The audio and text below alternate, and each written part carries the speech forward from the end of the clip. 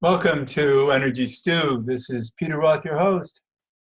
And I'd like to ask you, wouldn't you like to avoid this virus?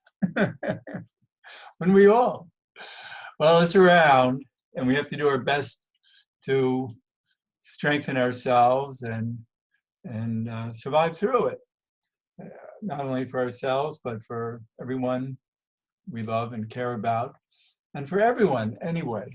But most people are not going to be getting good news about how to fight off this virus.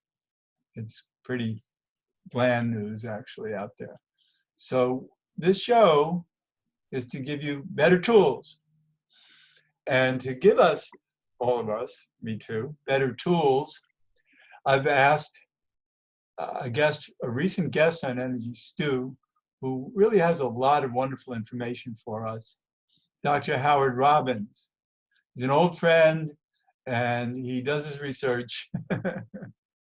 So I'm so happy to have him back. Dr. Robbins, Howard, welcome back. Thanks for having me again, Peter. This is a pretty serious thing because of the news media creating the uproar about how serious and this virus is. The reaction to the virus should be taken in a very serious way, but more in a preventive way.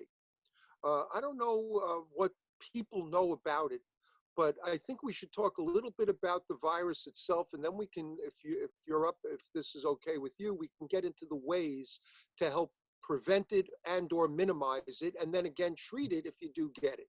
I'm into it. Okay, so first of all, this is not a new virus. That's something people don't understand.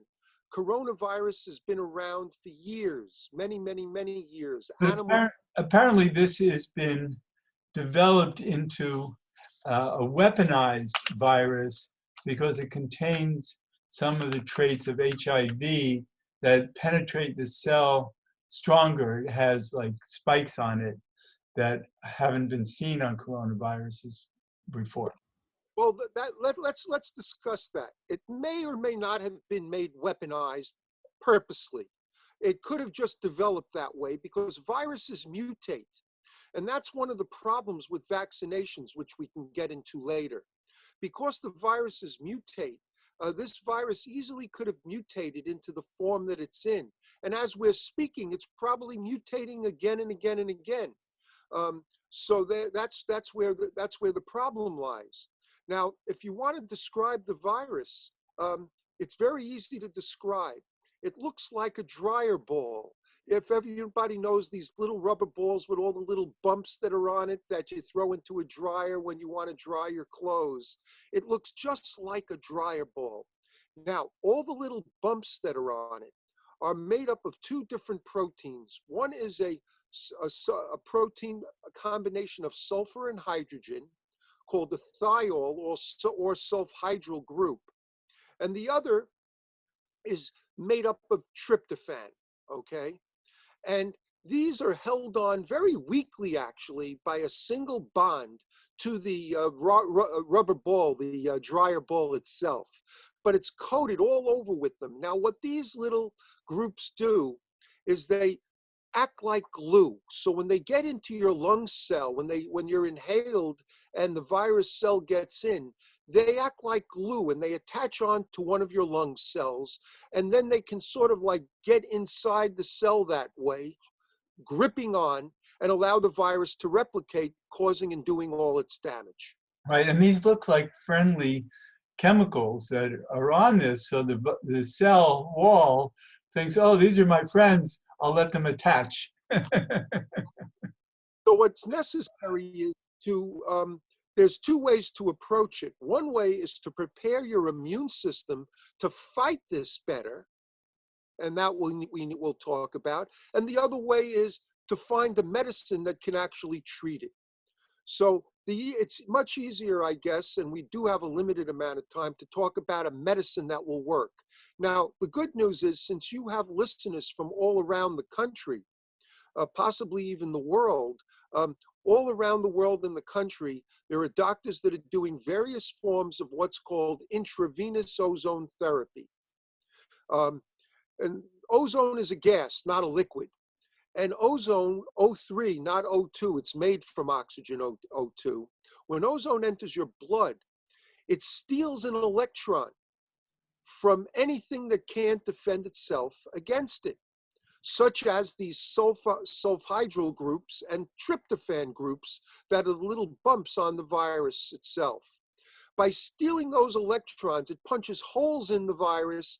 It allows the ozone to get in and literally destroy the virus by inactivating it so it can't replicate in your body. And that's pretty much a simplified version of exactly how it works. Now, fortunately, because we've been doing this now for years, we've trained doctors from all around the country, myself and Dr. Robert Rowan, and even Dr. Frank Schallenberger have trained people in all the various ways of doing ozone. I don't really care what way you get it done in a doctor's office, it will help, okay? We use two of the main methods, as does Dr. Rowan. Dr. Schallenberger uses an old antiquated version, but it still will make a difference. Before I go into more about ozone, in fact, let me just mention this. There are companies that sell home ozone machines. They're not inexpensive, but they're not overly costly either when one considers a life might be at stake.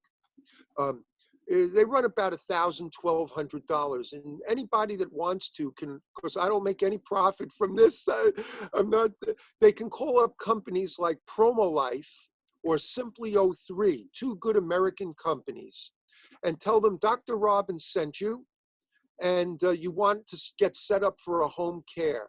Home care is basically rectal insufflation, an ozone enema. Very easy and relatively comfortable to do. They usually have videos online for these companies to show you how to do it. And that'll absorb some of the gas through the portal artery into your blood. And that may be all that you really need to eliminate the virus if you do get it. Now let's, if you don't mind, let's go into the virus itself and how it, and what's going to happen and in terms of people getting it. So let's look at 100% of the people that might get the virus. And it looks like it's going to be easily spread. First of all, people are buying masks like crazy. And masks will help you if somebody coughs right in your face. But it's not going to stop you from breathing. And air will get in and air will contain the virus. The only masks that really would stop the virus from getting in are these real hazmat masks, the ones with the two big filters over here that cover your whole face and seal it. Those are the only kinds of masks that really will protect people because you're inhaling everything through those filters. But masks can be useful if you're going to be in close contact with people, particularly people who cough. The second most important thing, maybe the number one most important thing people can do, is keep washing your hands and keep your hands away from your face. That is the way you will transmit it to your face. The And virus, the reason, and I know you had told me previous that the reason you don't want it on your face is because then you can be breathing it in off of the skin on your face. yeah, because the virus will proliferate on your skin and you'll inhale it. You'll inhale it. So wash your hands, keep your hands away from your face. But there is another good use for the masks. If you touch your face, the likelihood is you'll touch the mask and not your face. Good. The masks can serve some benefit in protecting you from yourself. Okay. So that's that. The use of all these hand cleaners that they have out there, basically they're alcohol gels and whatnot, they're helpful to some small degree if you can get hold of them. You can just buy bottles of peroxide and rinse your hands off with them. Peroxide is probably far better than alcohol at killing the virus. And of course, you can wipe the surfaces in your home down and things like that, but you can only protect yourself from the environment so much. And when you leave your house, if you have to leave your house, then you're at risk. So the most important environment to protect is the one inside your body. And that's what I think we should spend most of our time talking about, is how can we strengthen our own immune system so that if we do get it, it will be minimized. And let's talk about the risk, by the way. And I think this is important because it can kill you. And it is a life-taking infection. So WHO, the World Health Organization, we all can have our opinions about how good it is or how effective it is and what it does. But they did have, as I've been following this extremely carefully, a graph that's very important to understand. And the graph showed that 80% of the, 50% first of the people who get it may not even know they get it, or it may just seem like a small cold and it'll come and go and that'll be it.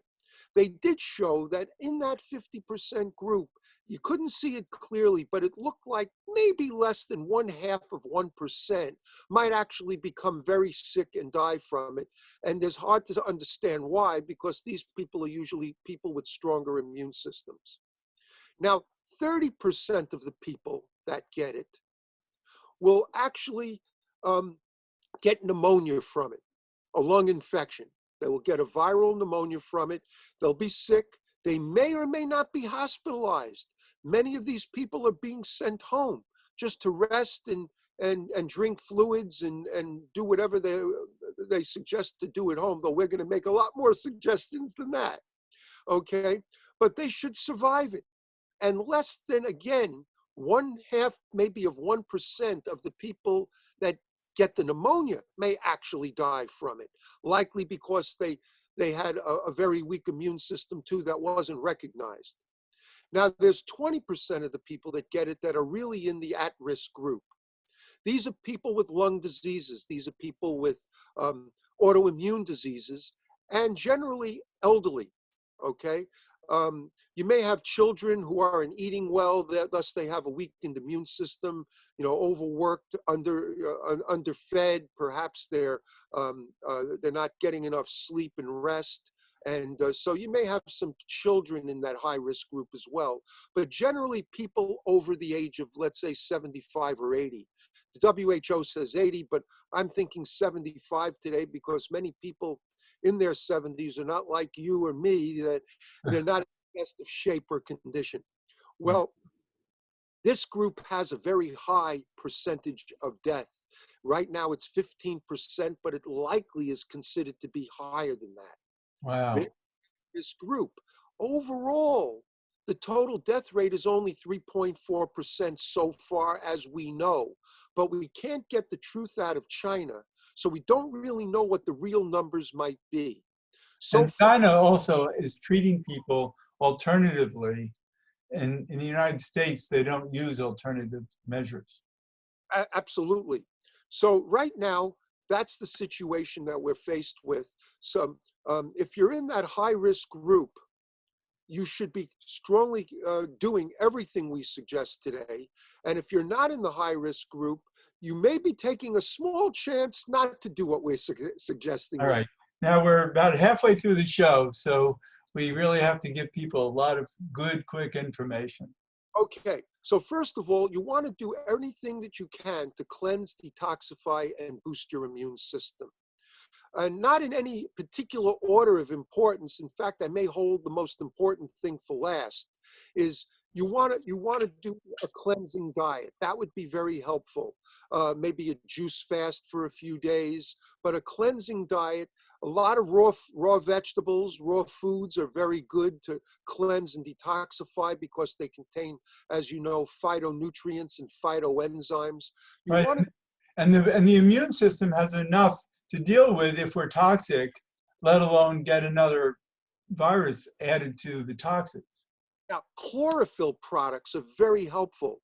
Chlorella is a wonderful chlorophyll product. Or there's actually an algae product called BioSuperfood from bioage.com that has 4 different algae in it, and they work synergistically together. It's the most powerful algae product out there. That's valuable. I didn't know that, and I'm going to make a note of it so that And it contains red algae, which is a very powerful viral killer. good. So then there's natural foods that also destroy virus, like garlic. People may not want to come to you or near you, but it's a wonderful immune boosting food. All the cruciferous vegetables are often good as well as any green leafy vegetable. So you want to have a diet rich in those foods. That's very important. Then for those that can afford it, there are antioxidants that you can take, like vitamin C. And I recommend that all my patients take as much vitamin C as they can every 2 hours. So people say, how much? How much? It doesn't matter, as much as you can without causing an upset stomach. You don't want to overdo vitamin C and actually wind up with diarrhea, but you can boost yourself up, and every 2 hours you want it. Remember, vitamin C is not just a vitamin, it's a coenzyme. It's necessary in every cell of your body to facilitate almost every cellular reaction.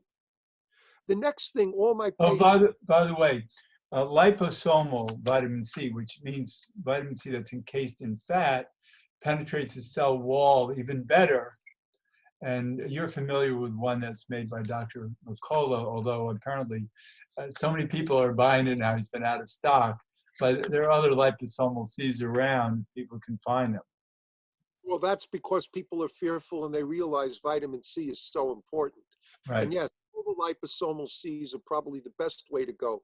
But for those that can't swallow capsules, you can also get powdered forms of vitamin C that are also buffered so they don't irritate the stomach. And the powdered forms of vitamin C are another good way to go. Yeah. And sodium ascorbate is not as sour and hard to take as ascorbic acid. Yeah, now be careful, because cheap vitamin C is worthless because it's not bioabsorbable, bioavailable, and bioutilizable by your cells. So you get what you pay for. And then there are expensive forms of vitamin C. I don't want to bring up brand names that taste very good, come in little packets, and yet they're a terrible form of highly acidic form of vitamin C. So I don't recommend those. Try to go to the big companies that are well-known companies for supplements, because they already have better forms of vitamin C to buy. Good. That's the best way to go for that. Nothing good is cheap, and nothing cheap is good. Now also high doses of vitamin D are important too, very high doses. There are hospitals and there's many researchers that are working with 50,000 units a day. So if people are threatened with vitamin D, I mean with the virus, a high dose, or if they have the virus, they could even go up to 100,000 international units a day for a short period of time. It's a non-toxic vitamin. The only thing that is toxic is calcium, so you have to reduce your calcium intake when you take high D. Yeah, and don't be worried about hypervitaminosis in a short period of time. It ain't going to happen. Right. Exactly. A lot of people worry about that with vitamin D needlessly, because there's been misinformation given out over the last half century about it. Yes. Okay. Next is, the next thing, and there are many other antioxidants if people can afford it. Where I'm trying to stick to the least costly ways of getting you there. Yeah, D is very cheap. C is very cheap. Exactly. Now here's something else. Healthy water. You don't want to drink tap water, and you don't want to drink unfiltered water, but you want to get water that's as healthy as possible, because most people walk around dehydrated. And the human body is between 60 and 70% water, depending on which tissue or organ we're talking about. And most people walk around, believe it or not, in a dehydrated state. From this point on, all the listeners should be drinking no less than 3 to 4 liters of water a day. That's roughly 3 to 4 quarts of water a day. You have to be urinating at least once every hour to show that you're adequately hydrating. Remember, you're not going to store most of that water. It's going to leave your body. And then one other thing they can do that I think is important, because most people lack that as well, are trace minerals. Trace minerals are very important to the immune system, and they're easily attainable by using sea salt. Now, you don't want to overdo it, but You should add sea salt to your diet every day to get a small dose of trace minerals into your body. Himalayan, it doesn't really matter to me which sea salt, as long as you're getting some every day. Now, last, perhaps, but certainly not least, is your part of your body that fights all the immune viral infections, fungal infections, and yeast infections is the T cell portion of your immune system. The T cell portion of your immune system is constantly being stressed because almost every American at one point in their life has had an antibiotic. And this antibiotic very rapidly kills bad bacteria, but also all the good probiotics that we call healthy living bacteria in the wall of the gut of your colon. These bacteria, these healthy bacteria, protect us and communicate with all parts of our body to have all parts of our body work correctly. And many people don't realize that the bacteria in their gut actually have that level of communication. We did a show on this a few weeks ago, and they can go and listen to it, but thousands of articles are being written on the gut's connection, the biome's connection to the rest of the body. Well, by killing off the good bacteria, which have been in battle with yeast that's in our gut, Candida is the general name for several different species of yeast that we contain in our gut. And yeast is important to us as well to keep everything in balance. Well, if the yeast overgrows, our T cell system has to fight that because the bacteria are no longer there giving it support. So our T cell system constantly, day in and day out, is in battle against this overgrowth of yeast. And then there are listeners who are going to say, well, I never had an antibiotic ever. Well, that's okay. But if you ate red meat or chicken that isn't organic or kosher or farm-raised fish now, you're going to get uncooked out doses of antibiotics. I don't care if you burn the meat. You're going to get uncooked out doses of antibiotics all the time, which will get into your gut and destroy the good boys also.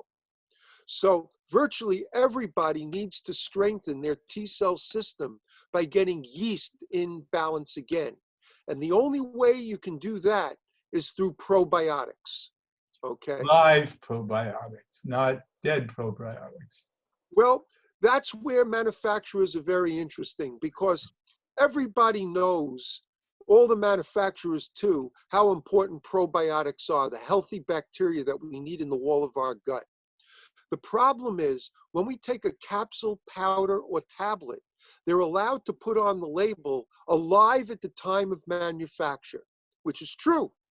But once they put it into suspended animation, if you want to call it that, into a capsule, powder, or tablet form, they don't come back to life the way you would like them and we all need them to. Actually, the digestive enzymes and acids in our stomach destroy almost all of it. What does survive and gets into the gut, and they've come out with newer ways of doing it. They've come out with spore formations of these probiotics that are in capsules that should survive the stomach, and other ways of getting spores in, hoping that the spores will now grow like seeds into living adult bacteria that can populate the wall. The next problem we're faced with is that the transit time, from the time it reaches the small intestine to your large intestine, where they need to populate the wall of the intestine, isn't long enough for these bacteria, presuming they don't get destroyed in the small intestine, to actually come back to life and grow into strong adult bacteria. The good news is some of them do. Well, let's go on to other opportunities with probiotics that can work. I'm gonna, but We're almost out of time now, so. To the sake of the listeners, you have to take about half a bottle of these capsules, powders, or tablets each dose twice a day to get even a small amount of living bacteria that'll work, not just aid digestion. Well, let me say that I've been watching you do your research for many years, developing a product actually that is amazing because it's filled with live bacteria that people can imbibe and restore their guts dramatically. And I've even sampled some of that, and I've been amazed at the results in my system. Well, that's been the key part of my practice and why we're so successful with intravenous ozone therapy here in the Manhattan office, is because I have my patients taking vitamin C 5-6 times a day, adequately hydrating every day, and they also do doctor's biome. And the listeners, if you want to learn more about it, because we may not have enough time, go back to Peter's show from a few weeks ago on microbiome, and we go over a lot of details there. But you can go to Doctor's Biome, DoctorsBiome.com, and you'll see a host of information there as well. And I've arranged for them to get a discount if they want to purchase anything there. And so that go to checkout, because it's not an inexpensive product. It's a high quality product, the first of its kind. They just have to put in the coupon code Peter35, and they'll get a $35 discount off the retail price, which is thank you for that. 35. Well, you deserve it. You do a lot of But I'm excited because it costs a lot to have the quality of probiotics that you put in this, and that they remain alive and they're delivered to our bodies in an active state that there's almost nothing out there that can do the same. Well, that's important, you see, to me and my patients, and which is why I bought into the company, with full disclosure, to make sure they would make it the way I wanted. And it's very important because they're growing and living in an organic, 100% organic, mint, kale, lettuce, cucumber, celery, apple, lemon juice. So it's delicious. So even children will love it, because children are corona, for COVID-19. Children will love it. It comes in a 2-ounce shot, so you take the whole 2 ounces each day. Then you can throw the little. That way, after it's open, it doesn't get degraded. Yeah, because once you let air into a bottle of something like kombucha, it damages the bacteria that are in there, because air is loaded with horrible things. Right, now we're really out of time. So now you're Dr. Howard Robbins. Do you have a personal website also? I mean, a business professional website? Several. First, they can go to doctorsbiome.com, DoctorsBiome.com, to learn about the biome. If they want to go to my website, it's simple. It's ozonedoctor.net, OZONEDOCTOR.net. Or they can call my Manhattan office at 212-581-0101. That's 212-581-0101. Wonderful. Dr. Howard Robbins, thanks so much for being a guest on Energy Stew. And this is Peter Roth, your host of Energy Stew at prn.fm. I can be reached at peter@heartriver, HEART river.org. I'd love to hear from you, and thanks so much for listening.